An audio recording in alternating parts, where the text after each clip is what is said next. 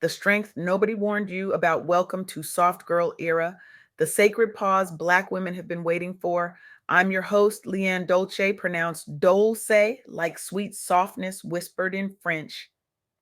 And today we're diving into something that sits heavy in the chest, something that too many of us carry in silence, something that makes us wonder if we're the only ones barely holding it together. I recently had the privilege of sitting down with Janine Douglas, a woman whose work is quietly revolutionizing how we think about vulnerability, mental strength, and the courage it takes to rebuild when life has stripped you down to nothing. Janine Douglas is making the world a better place by refusing to let shame, stigma, and silence keep people trapped in survival mode.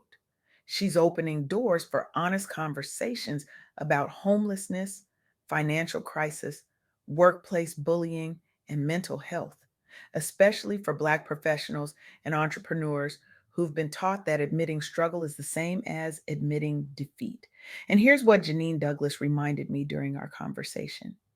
Vulnerability is not weakness. Your current circumstances do not define your potential and mental strength. It's not something you're born with, it's something you build brick by brick, boundary by boundary, honest conversation by honest conversation.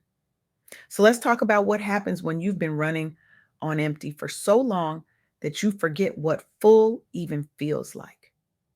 There's this thing we do. We smile through the chaos. We show up to work, to church, to family dinners, looking like we have it all together while our bank account is screaming, our mental health is unraveling, and we're one more microaggression away from completely losing it. We've been taught that strength means silence, that asking for help is admitting failure, that if we just work harder, grind longer, pray louder, everything will magically fall into place. But here's the truth Janine Douglas shared with me, and here's what the research on psychological safety confirms.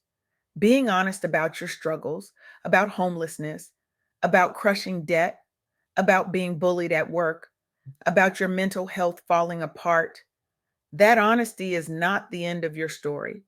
It's the beginning of your healing. Let me tell you about Roberta Hosky. Roberta is a Black woman from New Haven, Connecticut, who went from being a teenage single mother on welfare, experiencing homelessness, living in public housing, to becoming a multi-million dollar real estate investor, the CEO of Outreach Property Management, and the founder of the Outreach School of Real Estate. Roberta was 17 and pregnant. She and her child had nowhere stable to stay. She survived on welfare. She lived in public housing. And every single day, the world told her directly and indirectly that she should not aim too high, that women like her don't become moguls, that her circumstances were her ceiling. That's the invisible bullying we don't talk about enough. The kind that lives in low expectations, in dismissive glances, in systems designed to keep you exactly where you are. But Roberta did something radical. She used vulnerability as fuel. She didn't hide her story. She didn't pretend she had it all figured out. She openly acknowledged that she needed a different path and she went looking for it. She completed a workforce program. She got an entry level job at Yale University. And then she learned everything she could about real estate and property management. She started investing in property, using every deal as both income and a classroom for building financial literacy and mental toughness. Every property she bought was a lesson. Every negotiation was a test. Every closed deal was proof that her past didn't get to write her future. Today, Roberta has a multi-million dollar real estate portfolio. She runs her own property management firm. She created a real estate school focused on teaching low income communities how to build wealth through property. And she uses her story of homelessness and poverty publicly, not as a badge of shame, but as proof that openness about hardship can inspire transformation in others. Roberta's journey shows us that homelessness and financial burdens don't have to be permanent identities. They can be chapters in a much bigger, much more powerful story. And the key to turning the page: vulnerability, honesty, the courage to say, I need help. I don't know what I'm doing, but I'm going to figure it out. Now, let's talk about bullying, because it's not just kids on playgrounds, it's bosses who belittle you in meetings, it's colleagues who gaslight you when you speak up, it's entire systems designed to make you feel small, to make you question whether you even belong in the room. And when you're a Black woman, the bullying often comes wrapped in compliments. You're so articulate. You're not like the others. You're so strong. Translation: we expect you to endure more, complain less, and never ever crack. Simone Biles knows something about that.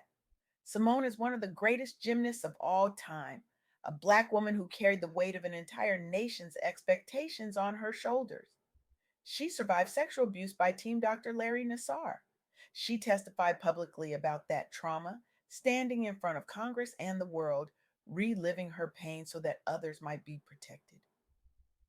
And then at the Tokyo Olympics, when the world was watching, when sponsors and media and fans were all demanding perfection, Simone did something that redefined strength for an entire generation. She stepped back. She withdrew from several events to protect her mental health and her physical safety, and the public response: brutal. She faced intense bullying and criticism. People called her weak. They said she let her country down. They said she wasn't strong enough. They said she was selfish. They said she quit. The irony: she was doing the strongest thing a person can do, choosing her well being over the world's expectations. But here's what Simone did: she chose vulnerability on the world stage. She explained her mental health struggles. She talked about the twisties, a dangerous condition where gymnasts lose their sense of where they are in the air, a condition that can lead to catastrophic injury or death. She talked about the impact of trauma. And instead of pretending to be fine, she prioritized self care and boundaries. She continued therapy and support. She used interviews and social media to normalize conversations about mental breaks and saying no, even at the top of your career. And you know what happened? She came back. She won additional medals. She proved that protecting your mind does not end your career, it can extend it. She sparked global conversations about athlete mental health, particularly for Black women who are so often stereotyped as endlessly strong and unbreakable. She helped shift the definition of strength from never break to know when to stop, rest, and protect yourself. Simone's story gives us permission to step away from toxic environments, to call out bullying, to protect our mental health without forfeiting our ambition. Her example reinforces that vulnerability in public spaces can transform entire systems' expectations. When one woman says, I'm not okay and I'm choosing me, she gives 1,000 other women permission to do the same. And then there's Joseph J.J. Johnson. J.J. is a Black American chef, a James Beard Award winner known for celebrating Afro diasporic cuisines. But before the accolades, before the restaurants, before the media features, JJ was working low pay kitchen jobs in New York City, facing financial instability, struggling to maintain stable housing, sometimes sleeping on couches or in temporary situations. Without generational wealth or a safety net, every missed paycheck was a crisis, every rent increase was a threat, every unexpected expense was a potential disaster. He experienced intense workplace pressure and bullying like behavior that's common in professional kitchens: shouting, humiliation, a culture that discourages vulnerability and treats emotional honesty as weakness. He struggled with identity and mental health, wondering if his background in the food of the African diaspora would ever be truly valued by an industry that often celebrates European techniques while dismissing the culinary genius of Black and Brown communities.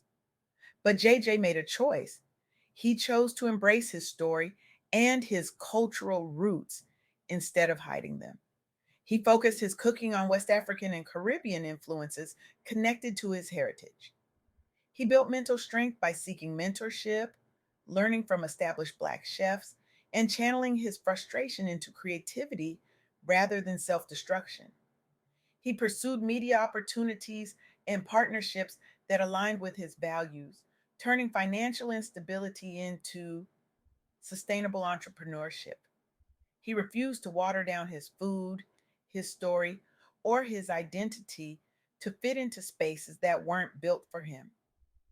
Instead, he built his own table. Today, JJ is an award winning chef and restaurateur. He's opened acclaimed restaurants, he's appeared on major platforms, he's created financial stability, and employed others from his community. And he uses his platform to talk about the realities of the industry, including mental health and the pressures faced by Black chefs. He's honest about the nights he wasn't sure how he'd make rent. He's honest about the toxic kitchens he walked away from. He's honest about the therapy that saved his life. JJ's story shows us that financial struggle and unstable housing in the early grind of a career do not disqualify you from building a respected, values driven brand. For Black professionals and creatives, it demonstrates how honoring your story rather than hiding it can become a powerful differentiator. Your struggle is not your shame, it's your superpower. So here's what Janine Douglas wants you to understand: your current circumstances, no matter how heavy, no matter how overwhelming, do not define your potential. Roberta, Simone, and JJ all faced moments when survival was the only option, but they didn't stay there. They used vulnerability as a starting point. They asked for help. They set boundaries. They built financial literacy. They practiced self compassion. And over time, those habits became a protective shield against bullies, burnout, and financial stress, and a foundation for sustainable success. Mental strength is not something you're born with, it's something you build. And you build it in the middle of chaos. You build it when you're sleeping on a friend's couch. You build it when your bank account is negative. You build it when your boss is tearing you down in front of your colleagues. You build it when you're sitting in a therapist's office, finally admitting that you're not okay. You build it when you're choosing rest over hustle. You build it when you're setting a boundary that makes people uncomfortable. You build it when you're saying no without explanation or apology. Because here's the thing about entering your soft girl era: it's not about giving up, it's not about quitting. It's about refusing to let survival mode become your only mode. It's about recognizing that you've been strong for so long that you forgot softness is an option. It's about understanding that rest is not laziness, boundaries are not selfishness. Asking for help is not failure. Vulnerability is not weakness. It's the most honest, most courageous thing you can do. So here's what I'm asking you to do: not tomorrow, not next week, today. Have one brutally honest money conversation with yourself, with your partner, with a trusted friend. Talk about where you really are financially, your debts, your income, your fears, and then choose one small corrective action. Call a creditor, make a budget, book a session with a financial coach. Just one step, because financial freedom starts with financial honesty. Tell the truth about one struggle you've been hiding, whether it's mental health, housing insecurity, or being bullied at work. Tell at least one safe person, a therapist, a mentor, a friend. Stop carrying it alone. Your silence is not protecting you, it's isolating you. And you were never meant to do this alone. And set a boundary with one bully in your life. That could mean documenting workplace behavior, declining a toxic request, starting the process of finding a safer environment. You deserve to protect your peace. You deserve to work in space that honor your humanity. And if they won't give it to you, build your own. Your soft girl era is not about being weak. It's about being whole. It's about choosing yourself, not out of burnout, but out of reverence. It's about letting go of the cape. It's about redefining strength. It's about embracing softness. It's about healing in real time. It's about protecting your peace as a practice. It's about turning your survival into something sacred. So go. Have that honest conversation. Set that boundary. Tell that truth. Stop performing strength and start practicing softness. Stop hiding your struggle and start honoring your story. Because the world doesn't need another woman pretending she's fine. The world needs you whole and honest and free. Your soft girl era is waiting. And it starts the moment you decide that your peace matters more than their approval.